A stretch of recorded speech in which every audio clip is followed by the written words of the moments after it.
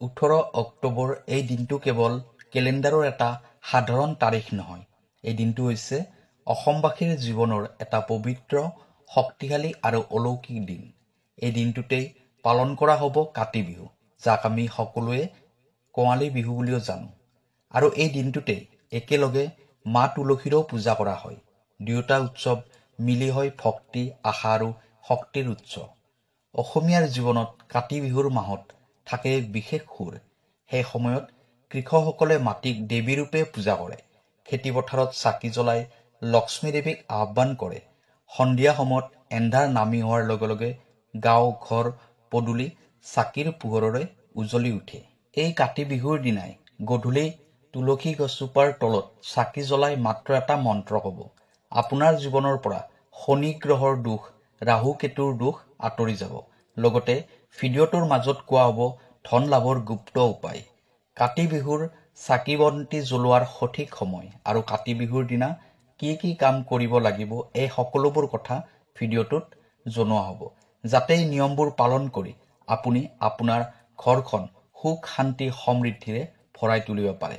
সেয়েহে ভিডিঅ'টো শেষলৈ চাই থাকিব। প্ৰিয় দৰ্শক, যদি আপোনাৰ বিবাহ, চাকৰি, ব্যৱসায়, টকা পইচা, পঢ়া শুনা তথা স্বাস্থ্যৰ ক্ষেত্ৰত কিবা সমস্যা হৈ আছে, তেনেহ'লে ভিডিঅ'ৰ স্ক্ৰীণত দিয়া নাম্বাৰত আমাক ফোন কৰিব। আমি আপোনাৰ সমস্যাসমূহ সমাধান কৰিবলৈ চেষ্টা কৰিম। ভিডিঅ'টো শ্বেয়াৰ কৰি দিব আৰু কমেণ্টত লিখিব জয় মা লক্ষ্মী। এতিয়াও ভিডিঅ'ৰ পৰৱৰ্তী অংশলৈ যাওঁ। এই কাতি বিহুত প্ৰতিটো অসমীয়াৰ ঘৰতে চাকি বন্তি জ্বলোৱা হয়। এই চাকিৰ অৰ্থ হ'ল নিজৰ জীৱনৰ প্ৰতিটো অন্ধকাৰৰ মাজত বিশ্বাসৰ এক সৰু শিখা জ্বলাই তোলা। এই চাকিৰ অৰ্থ হ'ল নিজৰ ভক্তিৰে ব্ৰহ্মাণ্ডৰ শক্তিৰ সৈতে সংযোগ হোৱা। জ্যোতিষশাস্ত্ৰ অনুসৰি কাতি বিহুৰ সময়ত সূৰ্য তুলা ৰাশিত থাকে। এই সময়ত শনি গ্ৰহ, ৰাহু গ্ৰহ কুম্ভ ৰাশিত আৰু কেতু গ্ৰহ সিংহ ৰাশিত থাকে আৰু মংগল গ্ৰহ তুলা ৰাশিত থাকে। এই সকলো গ্ৰহৰ সংযোগে সৃষ্টি কৰে চিন্তা, দুখ, ধন ক্ষতি আৰু মানসিক বিভ্ৰান্তি। কিন্তু এই সময়তে কৰা সঠিক আধ্যাত্মিক উপায়ে ব্ৰহ্মাণ্ডৰ নিগেটিভ এনাৰ্জিবোৰক পজিটিভ এনাৰ্জিত পৰিণত কৰে। এতিয়া আমি কথা পাতিম কাতি বিহুত চাকি জ্বলোৱাৰ জ্যোতিষীয় মাহাত্ম্য। চাকি মানে হ'ল জ্ঞান, আশা আৰু শক্তি। চাকিৰ পোহৰ মানে ভগৱানৰ উপস্থিতি। যেতিয়া আপুনি চাকি জ্বলাব, তেতিয়া আপোনাৰ কুণ্ডলীত থকা অশুভ গ্ৰহবোৰৰ শক্তি হ্ৰাস পাব, বিশেষকৈ শনি দোষ, ৰাহু কেতু দোষ, মংগল দোষ। কাতি বিহুৰ দিনা ঘৰত চাকি বন্তি জ্বলালে এই তিনিটা গ্ৰহৰ দোষ লাহে লাহে কমি যায়। এতিয়া জানি লওঁ আহক কাতি বিহুৰ দিনা কি কি কাম কৰিব নালাগে। যদি এই কামকেইটা আপুনি কাতি বিহুৰ দিনা কৰে, আপোনাৰ জীৱনলৈ দুখ দৰিদ্ৰতা নামি আহিব।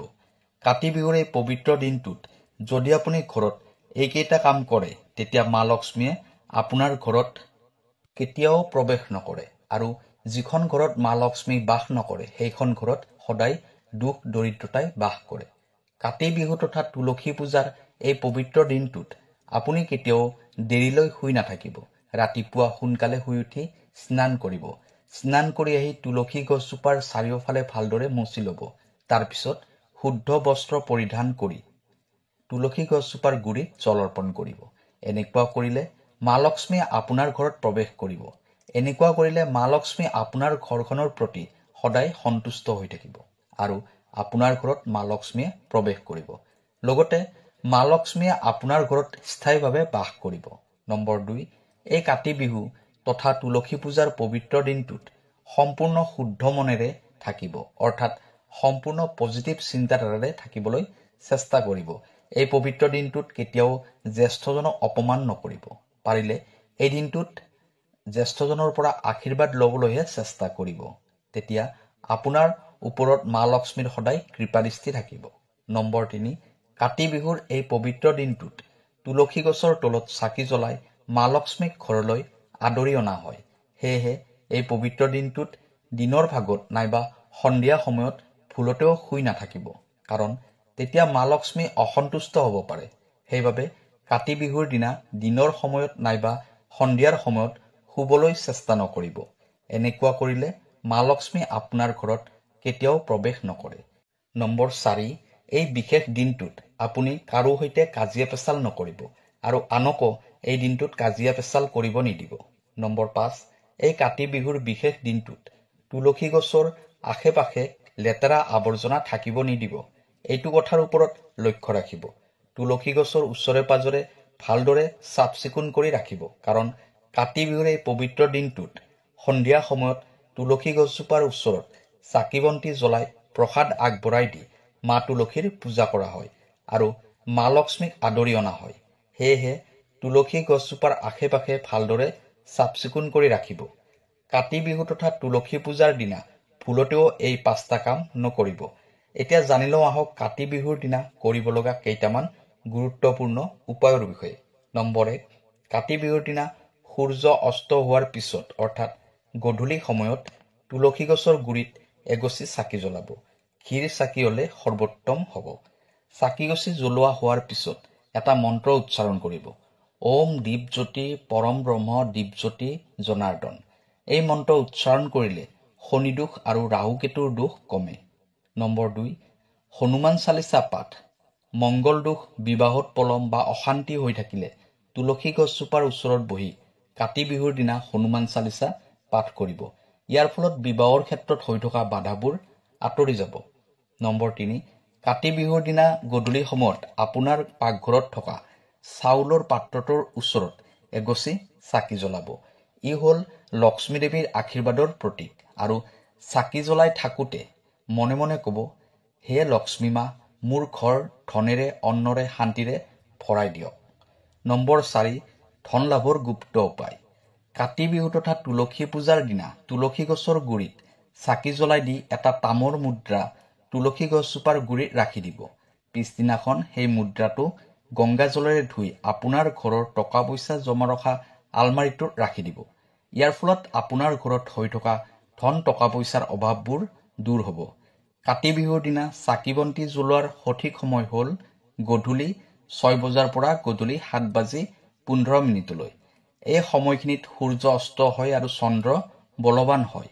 এই সময়ত কৰা প্ৰাৰ্থনাই আপোনাৰ মনৰ সকলোবোৰ কামনা পূৰ্ণ কৰিব। তুলসী গছৰ গুৰিত জ্বলোৱা চাকিৰ শিখাত পোহৰ আছে, কিন্তু আপোনাৰ ভক্তিৰে সেই পোহৰ দীপ্ত হয়। আপুনি যদি মনৰ ভিতৰত পবিত্ৰতা ৰাখে, আপুনি যদি ভগৱানক সঁচাকৈ বিশ্বাস কৰে, তেতিয়া গ্ৰহবোৰ আপোনাৰ বিপক্ষে নহয়। গ্ৰহবোৰে আপোনাৰ পথ পোহৰাই তুলিব। কাতি বিহুৰ চাকি মানে কেৱল এগছি চাকি নহয়, ই হৈছে আস্থা, আশা আৰু জীৱনৰ চাকি। এই চাকিৰ পোহৰে কৈ যায়, অন্ধকাৰ কেতিয়াও স্থায়ী নহয়, যেতিয়া হৃদয়ত পোহৰ থাকে। এই দিনটোতে অসমীয়া ৰাইজৰ ঘৰত তুলসী পূজা কৰা হয়। তুলসী গছৰ গুৰিত ভালদৰে পৰিষ্কাৰ কৰি মচি লৈ চাকি ধূপ জ্বলাই পূজা কৰা হয়। তুলসী গছ হৈছে ভক্তিৰ প্ৰতীক। মা তুলসীৰ আশীৰ্বাদৰ ফলত ঘৰত পবিত্ৰ শক্তি, শান্তি আৰু সম্পদ আহে।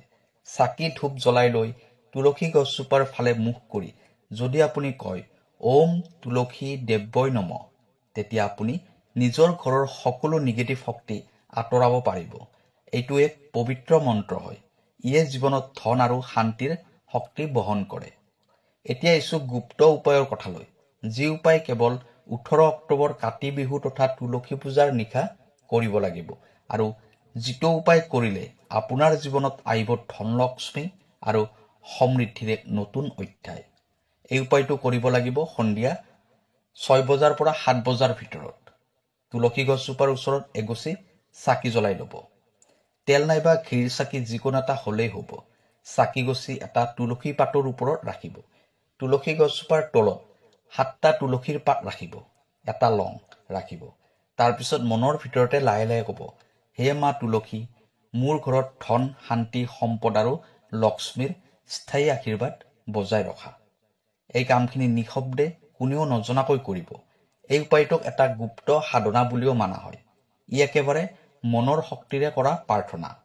যেতিয়া তুলসী গছজোপাৰ গুৰিত চাকি জ্বলি থাকিব, তেতিয়া তুলসীৰ তলৰ সেই পাতবোৰ শুকাই যোৱাৰ পাছত আপুনি সেই শুকান পাতবোৰ আপোনাৰ মানি বেগ নাইবা আপোনাৰ পাৰ্চত ৰাখিব।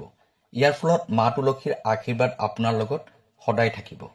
এই উপায়টো কৰিলে ধনৰ অভাৱ কেতিয়াও নহয়। লক্ষ্মী দেৱীৰ স্থায়ী আশীৰ্বাদ আপোনাৰ ঘৰত থাকিব বুলি বিশ্বাস কৰা হয়। প্ৰিয় দৰ্শক, এই কাতি বিহুত আপুনি চাকি জ্বলাই তুলসী গছৰ তলত, ভঁৰালৰ সন্মুখত আৰু আপোনাৰ অন্তৰৰ অন্ধকাৰৰ মাজত এই চাকিৰ পোহৰে আপোনাৰ জীৱনৰ দুখ দূৰ কৰিব, গ্ৰহ দুখবোৰ আঁতৰাই দিব, ভক্তিৰে চাকি জ্বলাব, মনৰ শুদ্ধতাৰে প্ৰাৰ্থনা কৰিব। এই চাকিৰ পোহৰে আপোনাৰ জীৱনত পোহৰ, ধন, শান্তি আৰু প্ৰেম ভালপোৱা আনক। ভগৱান লক্ষ্মীনাৰায়ণৰ আশীৰ্বাদ আপোনাৰ ঘৰত সদায় থাকক। ধন্যবাদ।